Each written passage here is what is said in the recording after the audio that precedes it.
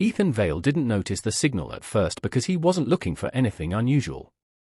He was just killing time on a late-night bus ride through a half-asleep city, watching his phone like everyone else. But then a Bluetooth name appeared that didn't behave like the others. Mara_live. It didn't fade in and out like random devices normally do, it stayed locked, steady, as if it was anchored directly to him instead of a physical location. The strange thing wasn't just the name, it was how persistent it felt, like it was waiting for him specifically to acknowledge it.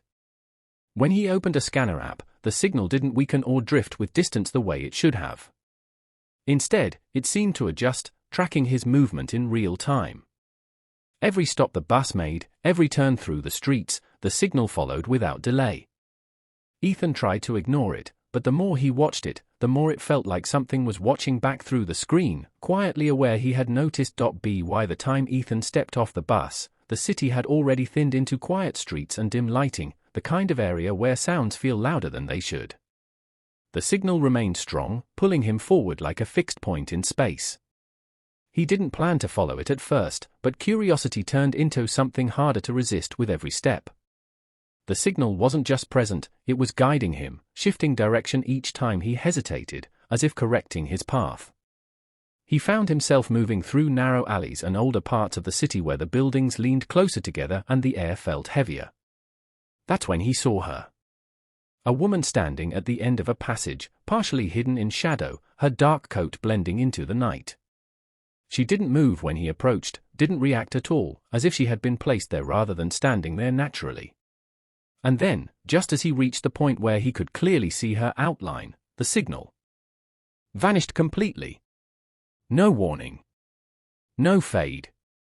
Just gone. When Ethan looked up again, the alley was empty. Ethan couldn't let the disappearance of the signal settle in his mind. Back home, he went through every log his phone had recorded, trying to find anything that explained what he had experienced. Buried in the scanner data was something that didn't belong, metadata that wasn't just random characters, but a structured identity fragment. Mara Klein. The name felt unfamiliar at first, until he searched it and found a missing person report that immediately pulled his attention deeper than he expected.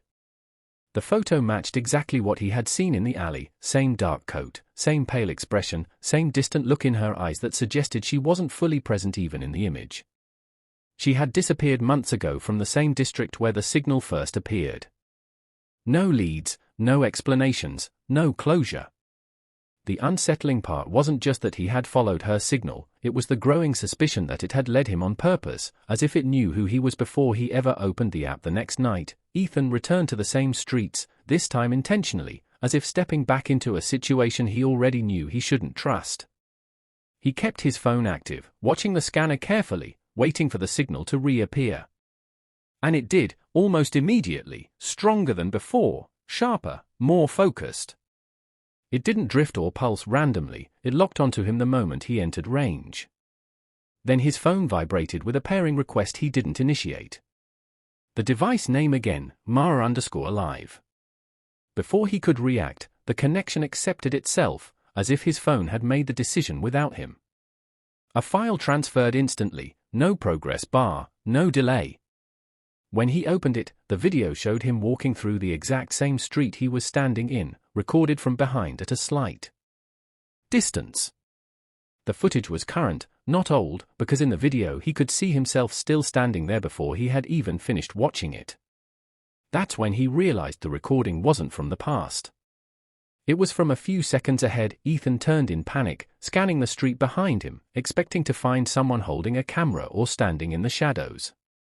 But the street was empty in every direction, silent except for distant traffic and flickering streetlights. The only thing that remained consistent was the phone in his hand, now flooding with more videos, each one showing him slightly further along the route he had yet to take. Every clip seemed to predict his next movement with increasing accuracy, as if the system wasn't recording him, it was guiding him frame by frame. When he tried to stop, the signal intensified, pulling him forward again with a kind of invisible pressure that made standing still feel wrong. The strangest part was the familiarity creeping in. Streets he had never consciously walked began to feel like he had already been there, like his memory was lagging behind reality. And in every single recording, just behind him, there was always someone else, never fully visible, always just outside the edge of the frame. The signal eventually led him to an abandoned structure on the edge of the district, a place that didn't appear in recent maps but still physically existed, as if it had been forgotten rather than destroyed. The building felt wrong the moment he stepped inside, too quiet, too intact, like time had simply stopped caring about it. His phone immediately maxed out signal strength, vibrating continuously without stopping. In the center of the room sat a small device emitting a soft blue pulse, identical to the Bluetooth signal he had been tracking, but physically real now. As he approached, reflections in broken glass around the room began to behave strangely, showing versions of him standing in slightly different positions, none matching his current movement. Some reflections showed him already closer to the device than he was, others showed him stepping back even though he hadn't moved. When he finally reached out and touched it, the entire room seemed to stutter, as if reality itself had briefly lost synchronization. Ethan pulled his hand back instantly, but the connection had already completed. The device was no longer just emitting a signal, it was integrated, as if it had recognized him as part of its system. His phone screen shifted, replacing the old Bluetooth name with a new one, Ethan_active. The moment he saw it, the implication landed heavily. He wasn't tracking the signal anymore, he had become part of it. Around him, reflections continued to shift, now showing him from perspectives that didn't exist in the physical room, as if multiple versions of him were being recorded simultaneously across different outcomes. Some showed him leaving the building, others showed him never arriving, and a few showed him standing exactly where he was now but with someone else behind him. Outside, the city carried on unchanged, unaware of anything unusual. Somewhere in that normal flow of life, another phone would eventually detect the same signal he once followed. And when it did, it would not feel like a random connection. It would feel like an invitation already waiting for them.